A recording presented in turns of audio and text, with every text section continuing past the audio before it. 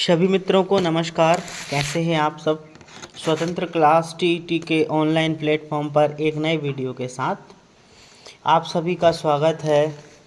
और जैसा कि बाल विकास की जो हम होंगे कामयाब सीरीज़ चल रही है, उसका आज 7वां जो पार्ट लेकर आया हूं मैं आपके सामने। और देखिएगा, अभी जो हम बच्चे का जो विकास पढ़ रहे हैं, शारीरिक विकास हुआ, मानसिक विकास हुआ, और इसी क्रम में सामाजिक विकास का जो क्रम है, इस पर एक बहुत ही प्रसिद्ध मनोवैज्ञानिक हैं, इनका नाम है एरिक एरिक्सन। देखिएगा, ये इतने प्रसिद्ध मनोवैज्ञानिक हैं कि इनका सिद्धांत कई बार पेपर में आ चुका है और इस सिद्धांत से क्वेश्चन बनते हैं। तो अगर आपने ये वीडियो एक बार ध्यान से देख ली तो इस सिद्धांत से संबंधित जो भी आपके क्वेश्चन हैं, आपसे पूरे क्वेश्चन बनेंगे, ये मैं दावा करता हूँ।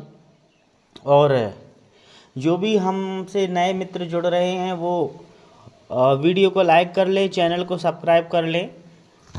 इससे आपको नए नए वीडियो मिलते रहेंगे। और जो भी हमारे पुराने शिक्षक साथी हैं जो कि विभागीय शिक्षक पात्रता परीक्षा की तैयारी कर रहे हैं, जो कि जुलाई अगस्त में प्रस्तावित है, उनके लिए भी ये महत्वपूर्ण है। साथ ही सभी स्टेट की भर्ती परीक्षाओं के लिए बहुत इम्पोर्टेंट है। तो चलिए फिर हम आज का टॉपिक शुरू करते हैं। मनोसामाजिक विकास का सिद्धांत, थ्योरी ऑफ साइकोलॉजिकल डेवलपमेंट। तो आज का वीडियो बहुत ही इम्पोर्टेंट होने वाला है, तो शुरू करते हैं। तो सबसे पहले ध्यान रखिएगा कि ये बाल विकास के सिद्धांत हैं और बहुत सारे सिद्धांत अभी आएंगे।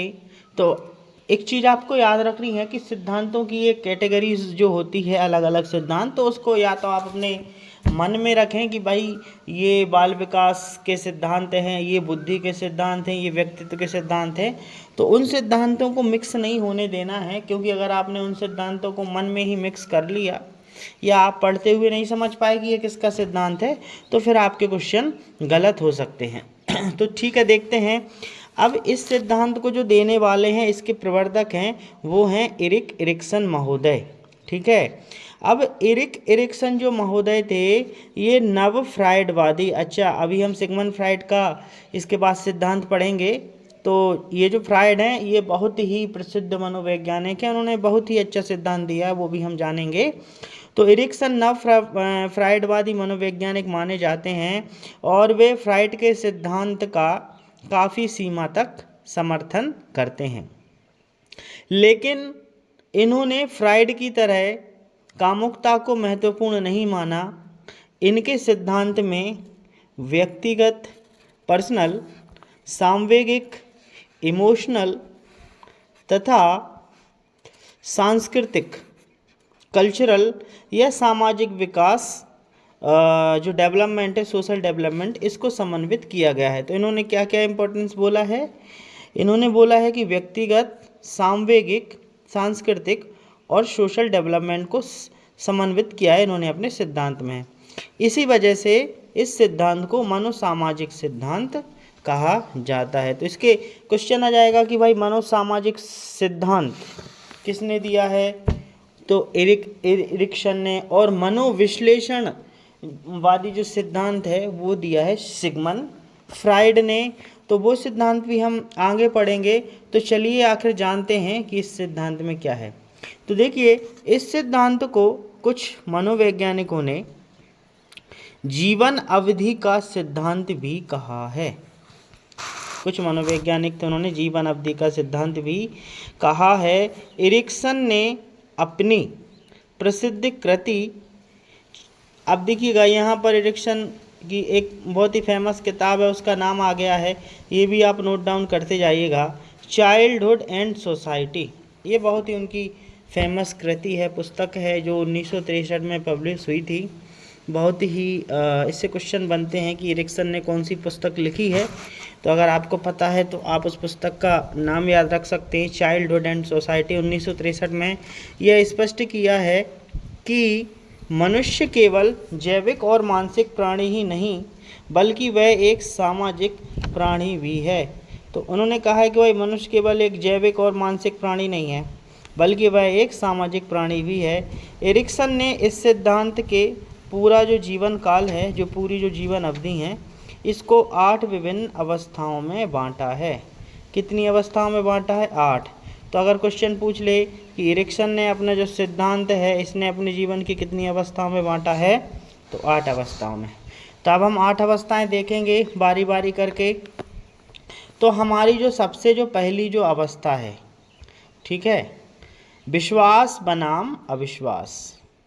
अब विश्वास बनाम अविश्वास ये किस तरह से है, देखिए, ट्रस्ट वर्सेस मिसट्रस्ट। तो ये अवस्था चलती है भाई शैशव अवस्था में, जन्म से 18 माह मतलब 1.5 वर्ष तक। बच्चों को, ध्यान से सुनिएगा, बच्चों को अपने माता पिता को देखकर उचित स्नेह व प्रेम मिलता है, जो उनमें विश्वास का भाव विकसित करता है। तथा जब माता पिता बच्चों को रोते बिलखते व चिल्लाते छोड़ जाते हैं, तो उनमें अविश्वास, मिसट्रस्ट की भावना विकसित हो जाती है। देखिए कितनी अच्छी बात कही है भाई। जब बच्चे को उचित स्नेह व प्रेम मिलता है तो भाई उसका विश्वास बढ़ जाता है। लेकिन अगर वही बच्चे को माता पिता उनको रोते बिलखते छोड़ जाते हैं, तो उनमें मिसट्रस्ट की भावना बढ़ जाती है। तो बाल विकास इतना महत्वपूर्ण विषय है कि ये देखिए शिक्षा के लिए बहुत इम्पोर्टेंट है। साथ ही साथ अगर आप भी भाई बच्चे के माता पिता हैं, तो आपके लिए भी ये बहुत ही इम्पोर्टेंट है कि कैसे बच्चों में विश्वास आता है, कैसे बच्चों में अविश्वास आता है। तो अब विश्वास अविश्वास आप समझ गए हैं, कैसे विश्वास आता है, कैसे अविश्वास आता है, ठीक है। अब पहली अवस्था का नाम याद रखिएगा, विश्वास बनाम अविश्वास। जन्म शैशव अवस्था, जन्म से 18 माह तक होती है, और जब बच्चों को स्नेह मिलता है तो विश्वास की भावना, और जब बच्चों को छोड़ जाते हैं तो अविश्वास की भावना विकसित हो जाती है, ठीक है। अब नेक्स्ट देखते हैं, स्वतंत्रता बनाम लज्जाशीलता तथा शक। स्वतंत्रता बनाम लज्जाशीलता तथा शक, ठीक है। Autonomy versus shame and doubt, ठीक है। अब हम देखते हैं, अब ये जो अवस्था है प्रारंभिक बाल अवस्था, अब देखिए 1.5 साल कंप्लीट हो गए, अब 1.5 साल बाद ये अवस्था बच्चे में आ जाती है। प्रारंभिक बाल अवस्था 1.5 वर्ष से 3 वर्ष तक रहता है। इस अवस्था में बालक अपने आप भोजन करना, ठीक है, देखिएगा, बालक अपने आप भोजन करना, कपड़े पहनना इत्यादि पर दूसरों पर निर्भर रहना नहीं चाहता। अब ये चीज़ आपने देखी होगी कि भाई आप बच्चे को खाना खिला रहे हैं तो वो आपके हाथ से खाना नहीं खाएगा। तो यहाँ पर बच्चा स्वयं से खाना खाना चाहता है, लेकिन भाई माँ बाप क्या करते हैं, उसको कूट देते हैं कि भाई हम खाना खिला रहे हैं तो तुम क्यों खा रहे हो। तो अब आप इस चीज़ को समझिए कि बच्चा यहाँ पर स्वतंत्रता चाह रहा है, और ये जो बच्चे का है, ये सिद्धांत है, मतलब जो बच्चा क्या चाह रहा है उसी पर ही ये सिद्धांत हैं, ठीक है। तो आगे से ध्यान रखिएगा कि भाई 3 वर्ष तक का बच्चा है और स्वयं से खाना खाना चाह रहा है, तो भाई उसको खाने दे, वो स्वतंत्रता चाहता है, ठीक है। वह स्वतंत्र रूप से कार्य करना चाहते हैं बच्चे। दूसरी तरफ जो बहुत सख्त माता पिता होते हैं, ठीक है, जो सख्त माता पिता होते हैं, बच्चों को साधारण कार्य करने पर भी डांटते हैं, ठीक है। अच्छा, ये गलती तो पेरेंट्स करते हैं कि बच्चों को छोटे छोटे काम भी नहीं करने देते हैं, जैसे वो अपने से कुछ करना चाह रहे हैं तो उनको नहीं करने देंगे, ठीक है। साधारण कार्य भी नहीं करने देते, उनको डांटते हैं, तथा उनकी क्षमता पर क्या करते हैं, शक करते हैं, जिसके कारण बच्चे अपने अंदर लज्जा का अनुभव करते हैं। किसका? लज्जा का। जिसके कारण बच्चे अपने अंदर लज्जा का अनुभव करते हैं। बहुत ही अच्छी बात कही है भैया यहाँ पर, ठीक है ना। तो बच्चा भैया अपना स्वयं से काम करना चाहता है, खाना पीना हुआ जो भी हुआ, ठीक है, अब करने नहीं दोगे तो भाई बच्चा यही सोचेगा, आप उसको डांटोगे तो बच्चा अपने अंदर लज्जा का अनुभव कर लेते हैं। तो ये दूसरी स्टेज है स्वतंत्रता बनाम लज्जाशीलता।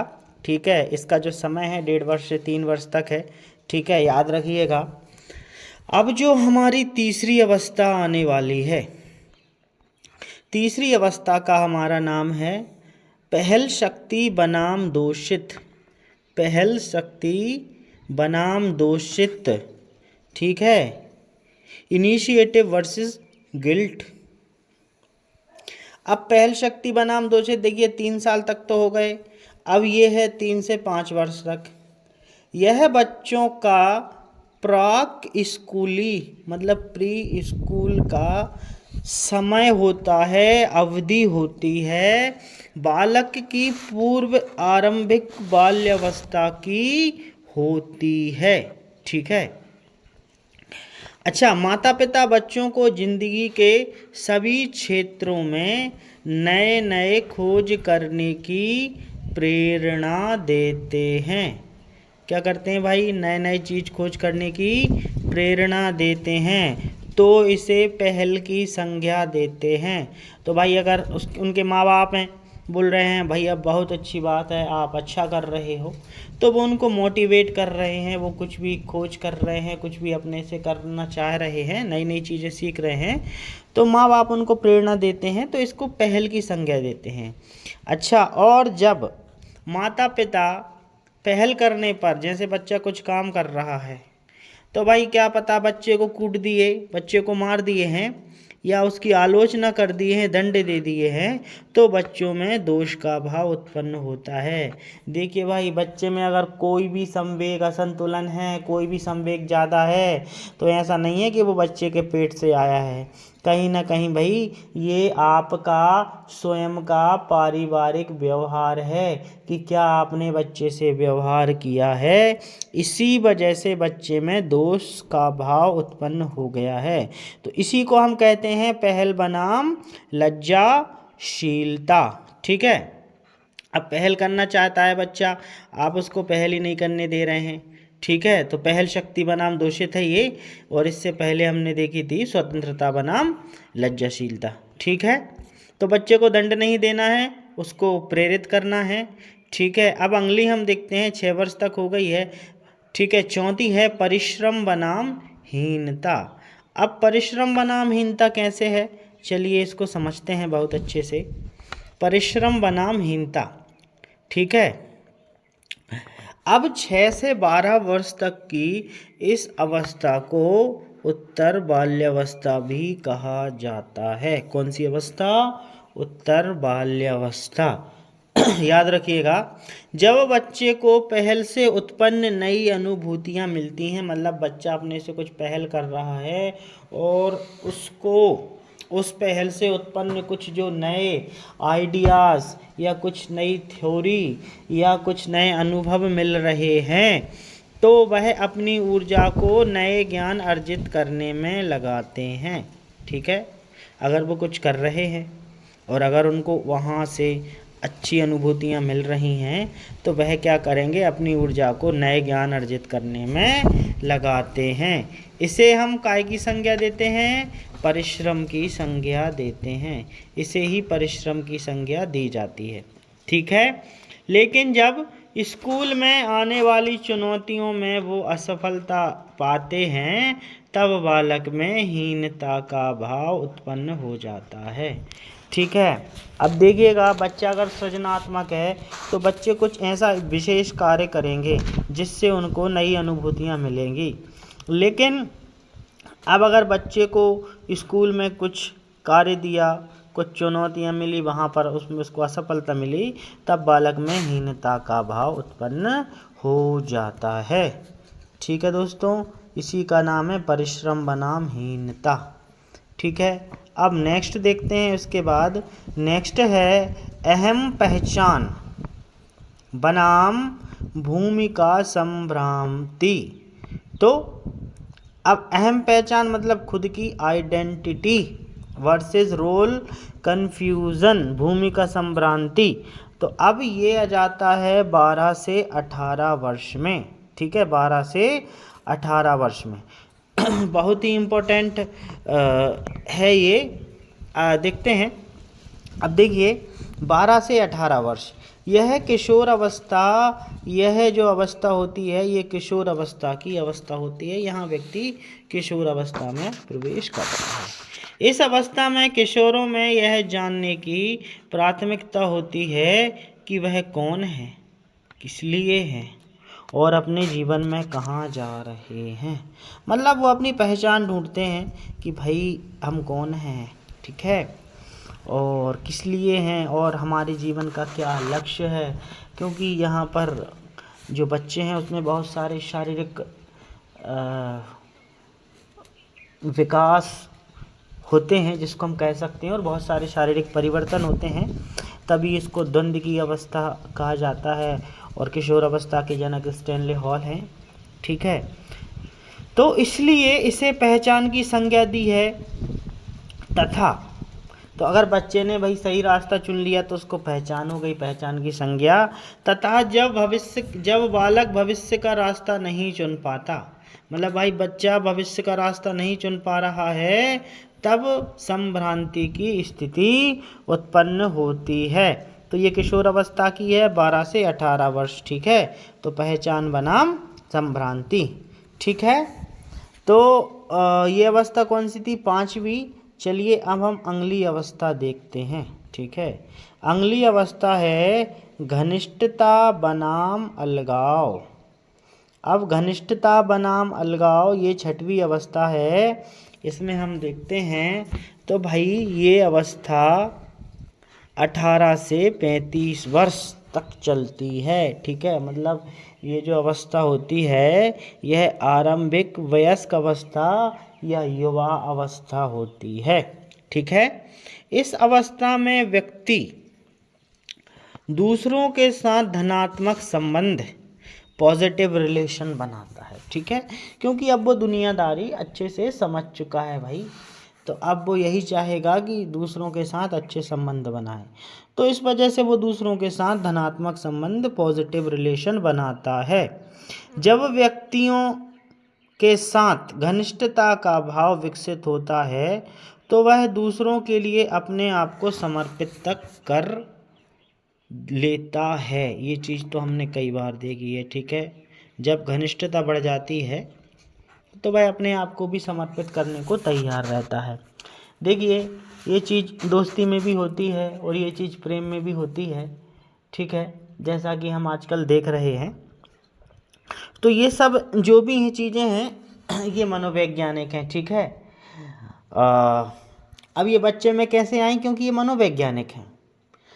तो जब दूसरों के साथ घनिष्ठता विकसित वो नहीं कर पाता तो वह अपने को सामाजिक रूप से अलग कर लेता है, ठीक है, आइसोलेटेड हो जाता है सोसाइटी से। अर्थात इस अवस्था में घनिष्ठता बनाम अलगाव का संघर्ष होता है। तो भाई अच्छे दोस्त यार मित्र मिल गए तो घनिष्ठता हो गई, और अगर दोस्त यार नहीं मिले तो भाई बच्चा अलगाव रहने लगा। अवसाद से घिर जाता है बच्चा यहाँ पर, और फिर वो खुद में ही खोता जाता है। हम देखते हैं बहुत सारे बच्चे होते हैं वो अपने आप में ही मस्त होते हैं, मगन होते हैं। तो भाई बच्चों का दोस्त बनाना भी आवश्यक है, क्योंकि मित्र एक वह रिश्ता होता है जिसे हम बनाते हैं, और मित्रता का रिश्ता सबसे अच्छा रिश्ता होता है, ठीक है। अब नेक्स्ट हम देखते हैं हमारी 7वें नंबर की जो विशेषता है इन्होंने दी है जननात्मकता बनाम स्थिरता, ठीक है। यह 35 से 65 वर्ष तक चलती है। यह अवस्था मध्य वयस्का अवस्था, मिडिल अडल्टहुड भी कहलाती है। यह जो अवस्था होती है 35 से 65 वर्ष की, इस अवस्था में व्यक्ति अगली पीढ़ी के लोगों के कल्याण तथा उस समाज के लिए जननात्मक में उत्पादकता सम्मिलित करना चाहता है, ठीक है। लेकिन जब व्यक्ति को जननात्मकता की चिंता उत्पन्न नहीं होती तो उसमें स्थिरता उत्पन्न हो जाती है, ठीक है, समझिएगा। क्योंकि अब वह भी चाहता है कि अगली पीढ़ी के लोगों के कल्याण के लिए, या भाई उसके कल्याण के लिए, उसके परिवार के कल्याण के लिए, ठीक है। लेकिन जब उसके अंदर ये चिंता नहीं रहती, अपनी स्वयं की चिंता ही नहीं रहती, तो उसके अंदर स्थिरता उत्पन्न हो जाती है, ठीक है। अगला देखते हैं, अहम संपूर्णता बनाम नैराश, जिसको निराशा कहते हैं, अहम संपूर्णता, ठीक है। ईगो इंटीग्रिटी वर्सेस डिस्पेयर, निराशा, ये 65 वर्ष के बाद आती है, ठीक है। मतलब अभी तक बच्चे ने सब कुछ कर लिया है भाई, यहाँ तक बच्चे ने अपना पूरा स्टार्ट से जीवन भी जी लिया है और अपना भविष्य भी चुन लिया है, किस तरह से उसका विकास होता जाता है वो चीज़ें हमने देखी हैं, ठीक है। अब 65 वर्ष की आयु के बाद, इस अवस्था में 65 वर्ष के बाद से प्रारंभ होकर मृत्यु तक की अवधि सम्मिलित होती है, ठीक है। अहम संपूर्णता बनाम नैराश। अब इस अवस्था को बुढ़ापा की अवस्था भी कहा जाता है। तो क्वेश्चन पूछ लेता है भैया बुढ़ापे की अवस्था किसे है, तो ये अवस्था दे देगा, 3-4 ये दे देगा। अब आपसे पूछेगा, अगर आपने पढ़ा है कि भाई अहम संपूर्णता बनाम निराशा वही है, और इसका समय पूछ लेगा कितने वर्ष के बाद और कहाँ तक होती है, और अगर आपने पढ़ा है तो आप बता पाएंगे। तो अब देखते हैं, इस अवस्था में व्यक्ति अपने पहले के समय को याद करता है, ठीक है, बिल्कुल, कि उसने सभी अवस्थाओं की जिम्मेदारी धनात्मक रूप से पूर्ण की है या नहीं, ठीक है।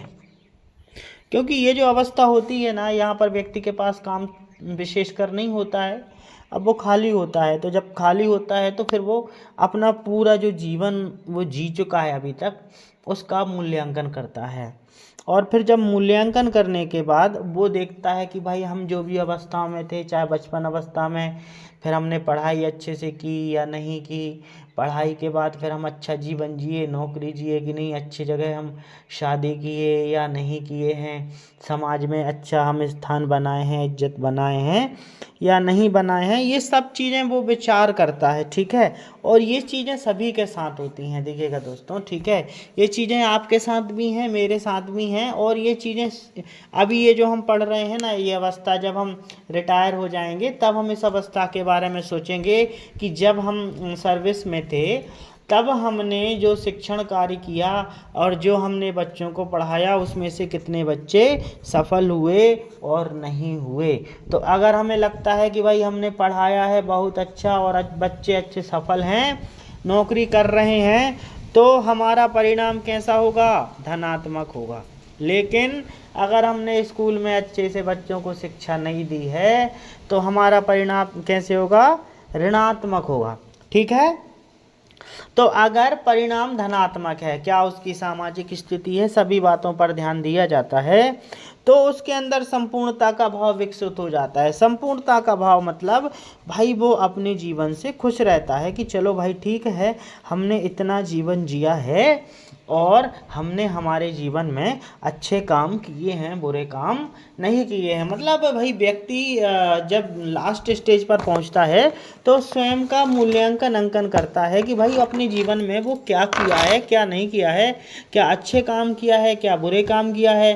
फिर अच्छे काम को बुरे काम से कंपेयर करता है, और अगर अच्छे काम ज़्यादा होते हैं तो वो खुद सोचता है कि भाई अच्छी बात है, चलो परिणाम धनात्मक है। लेकिन अगर यही परिणाम ऋणात्मक हुए, मतलब बाद में उसको पता चले कि यार हमारे अच्छे काम तो कम हैं और बुरे काम ज़्यादा हैं, और हमारी समाज में भी कोई इज्जत नहीं है, बच्चे भी हमारी बिल्कुल नहीं सुनते, फिर वो सोचता है कि यार मैंने अपने जीवन में कुछ नहीं किया, और फिर वो एक निराशा के अंधकार में खो जाता है, ठीक है। तो ये थी इरिक इरिक्सन की अवस्थाएं, ठीक है।